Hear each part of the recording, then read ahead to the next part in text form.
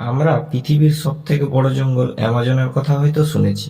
যদি আমরা অ্যামাজনের জঙ্গলের কথা বলি, তাহলে বলতে হবে এই জঙ্গল আমাদের পৃথিবীর হার্ট। মানে আমাদের পৃথিবীর 20% অক্সিজেন আসে এই জঙ্গল থেকে। তো আসুন জানা যাক অ্যামাজন জঙ্গলের ব্যাপারে কিছু ইন্টারেস্টিং কথা। চলুন শুরু করি অ্যামাজন যাত্রা। আমাদের যাত্রা শুরু হয় ভারত থেকে। তার আগে আছে আরব সাগর, তার আগে আছে কিছু আফ্রিকান দেশ, তারপর আছে ওসিয়ান, আর তারপর এসে যায় ব্রাজিল। আর আপনারা এটা যা দেখছেন এই জায়গাটি হলো অ্যামাজন জঙ্গল। তো চলুন এটাকে কাছ থেকে দেখা যাক। অ্যামাজন জঙ্গল একটা নয় 9টা দেশে ছড়িয়ে আছে।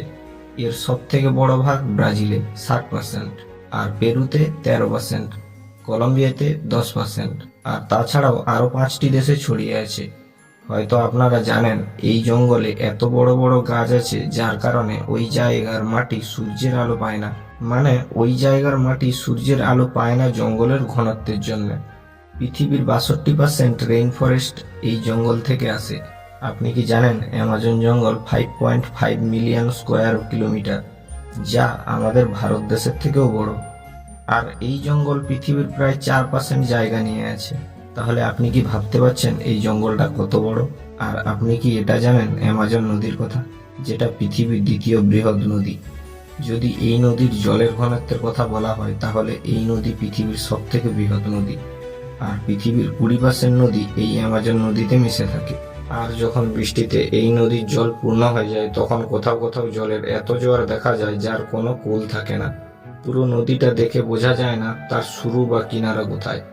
আপনি কি এটা জানেন এই জঙ্গলে 17,000-এরও বেশি গাছের প্রজাতি দেখা যায়, আর এখানে 30,000-এরও বেশি কীট পতঙ্গ পাওয়া যায়, আর এখানকার নদীতে 5,000-এরও বেশি মাছের প্রজাতি পাওয়া যায়। আর আপনি এটা জানলে আরো অবাক হবেন যে এই জঙ্গলে 3,000-এরও বেশি মাকড়সার প্রজাতি পাওয়া যায়। এইবার বলবো জঙ্গলে পাওয়া হিংস্র প্রাণীর কথা, যার 1 নম্বরে আসে বুলেট অ্যান্ট। এটি একটি পিঁপড়ে। এই পিঁপড়েটি খুব ছোট হয়। এই পিঁপড়ে কামড়ালে খুবই মারাত্মক বিষক্রিয়া করে।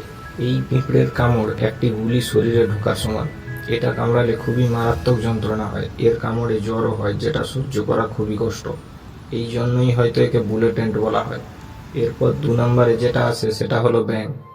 এই জঙ্গলে 120 প্রজাতির বিষাক্ত ব্যাঙ পাওয়া যায়। এর মধ্যে একটি সোনালী রঙের ব্যাঙ, যা দেখতে খুব ভালো হলেও এর মধ্যে একসাথে 10 জন মানুষকে মারার বিষ আছে। এটি সাধারণত বৃষ্টির দিনে দেখতে পাওয়া যায়।